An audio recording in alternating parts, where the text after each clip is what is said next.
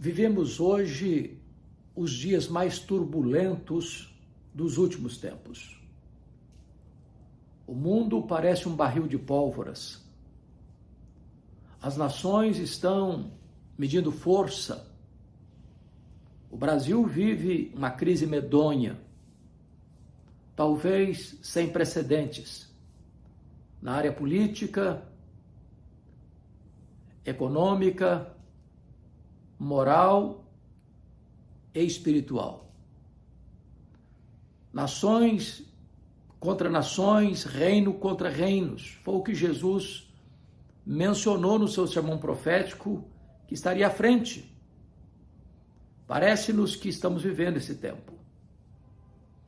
A situação é grave, o mundo anda como que cheio de tensão, de ameaça, de armas nucleares, de bombas atômicas, blocos que se rivalizam na disputa do poder, no comando do universo.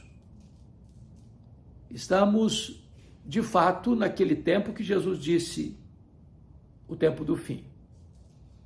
É óbvio que nós não podemos falar em datas, porque tempos ou épocas não nos pertencem. Isso é da economia exclusiva de Deus. Porém, os sinais são eloquentes, sinais da segunda vinda de Cristo. E a Bíblia menciona o engano religioso, as guerras, os rumores de guerras, os terremotos, as epidemias, a fome, o incremento do saber, a multiplicação da iniquidade, o esfriamento do amor, a perseguição religiosa, a apostasia. E esses sinais estão por aí. Só não os vê quem não tem olhos espirituais. Nós estamos vivendo também uma crise medonha aqui na nossa nação. Parece-nos que a diplomacia tem fracassado. Parece-nos que o Brasil vive a sua crise mais aguda, onde os poderes constituídos não estão tão claros na mente, pelo menos de algumas pessoas, e a democracia vivendo um período de fragilidade no nosso país. O que fazer nessas horas? Que postura tomar? Precisamos voltarmos para a palavra de Deus e entender algumas coisas. Primeiro, a despeito da crise que assola o Brasil e o mundo, da instabilidade, das guerras, dos conflitos, seja intrapessoais, interpessoais, internacionais, a despeito de injustiças praticadas, da violação de direitos, precisamos saber que Deus está no trono. A história não está à deriva. Deus reina. Essa é a visão que João teve em Apocalipse capítulo 4. Deus está no trono. E Ele está no trono não porque foi colocado por alguém, não por favores ou benefícios. Ele é o Rei do universo, Ele é o Senhor dos senhores, Ele é o Criador, o mantenedor da vida. Ele é o absoluto soberano do universo.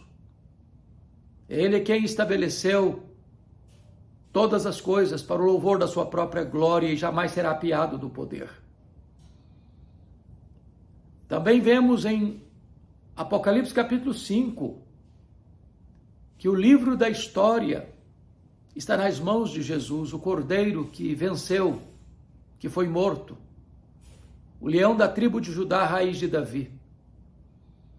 A história não é cíclica, como pensavam os gregos, nem a história é sem sentido, rumo à tragédia, como pensam os existencialistas. A história é teleológica, ela caminha para um telos, para um fim, para a consumação final, onde a vitória já está decidida.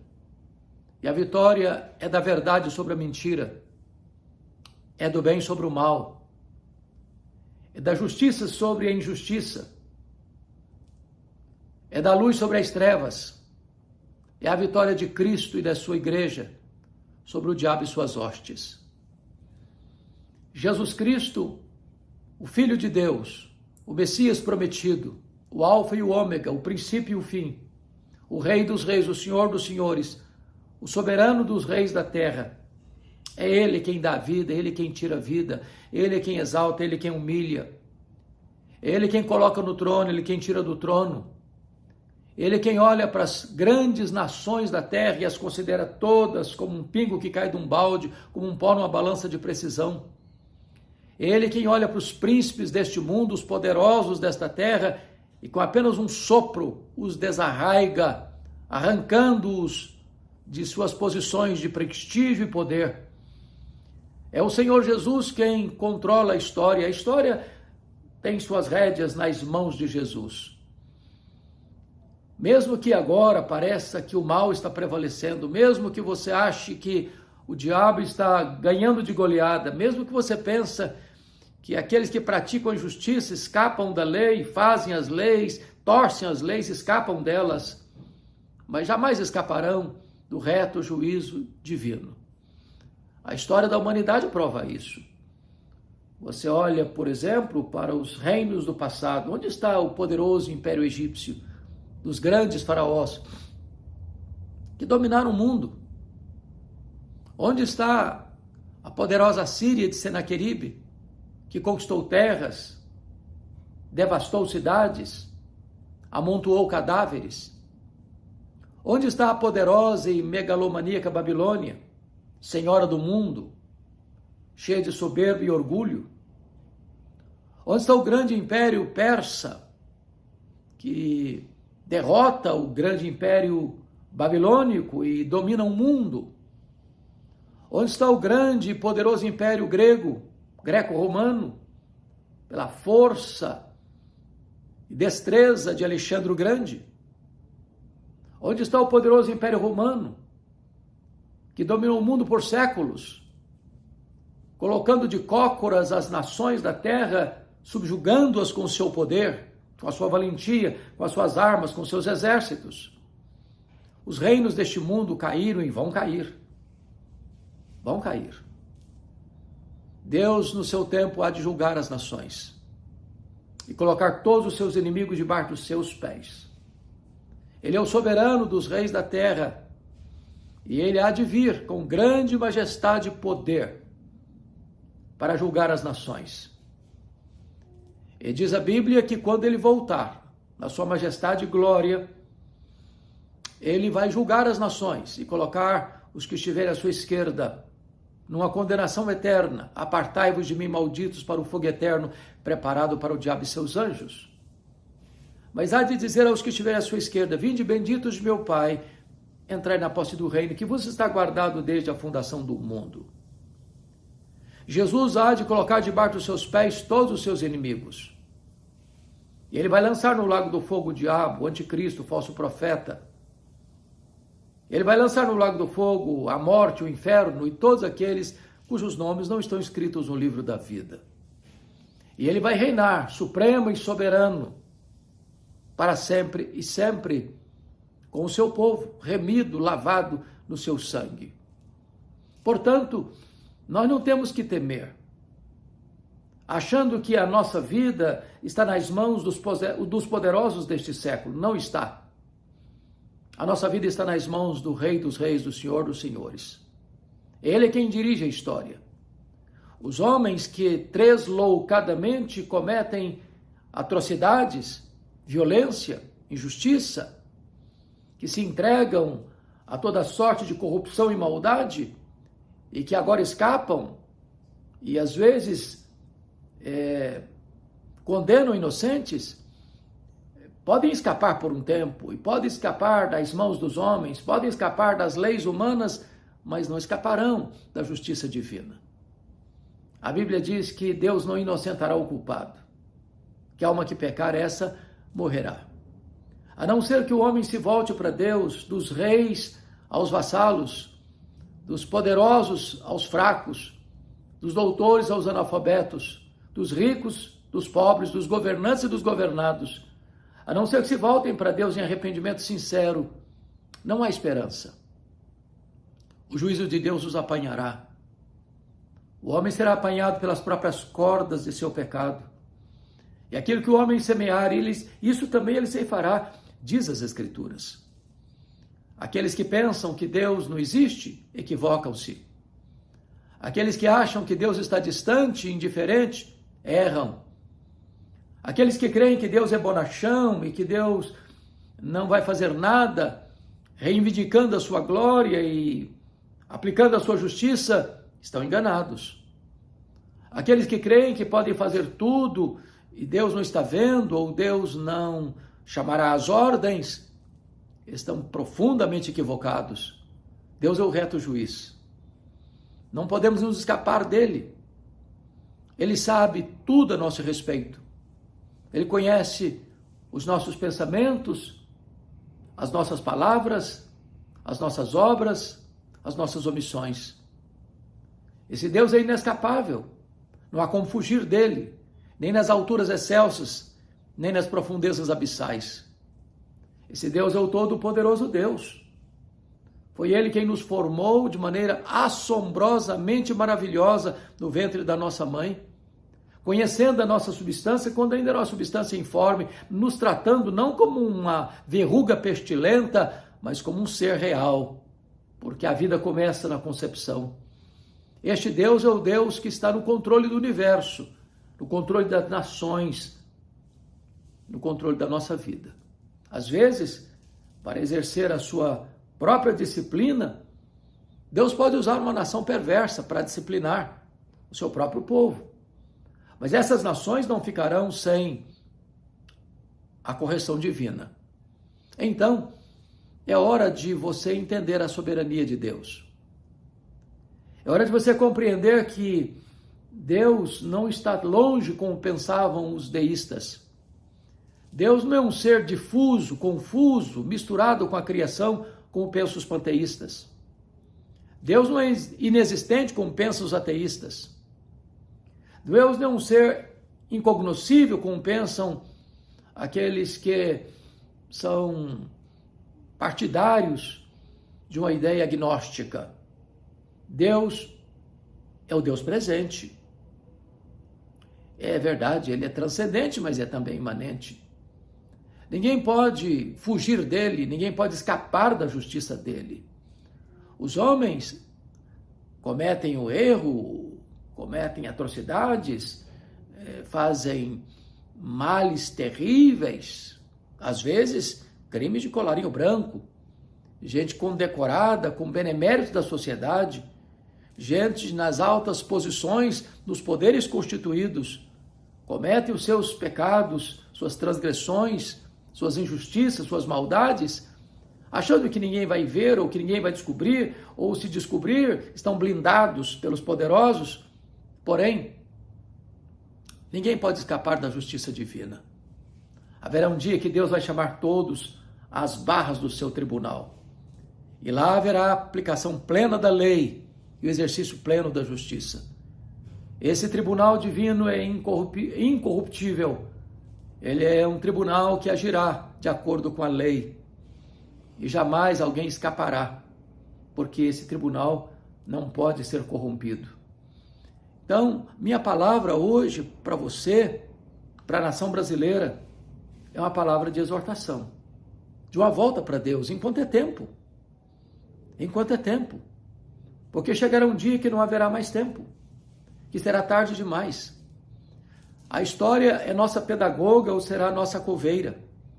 Quando eu olho, por exemplo, para a história da nação de Israel, lá no passado, chegou um momento em que os dois reinos, Reino do Norte e Reino do Sul, por não ouvirem a voz de Deus, por taparem os ouvidos à voz dos profetas de Deus, por viverem assodadamente no pecado e não emendarem seus caminhos diante das muitas reincidentes exortações divinas, chegou um tempo em que Deus disse basta.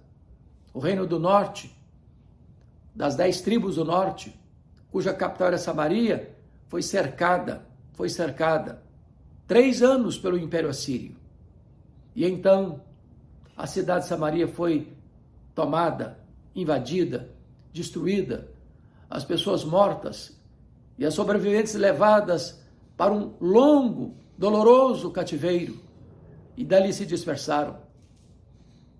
O reino do sul, Judá, não emendou seus caminhos, e a despeito de tantas exortações, e a despeito da voz dos profetas terem ecoado de forma tão eloquente, tão constante, também eles taparam os ouvidos à voz de Deus.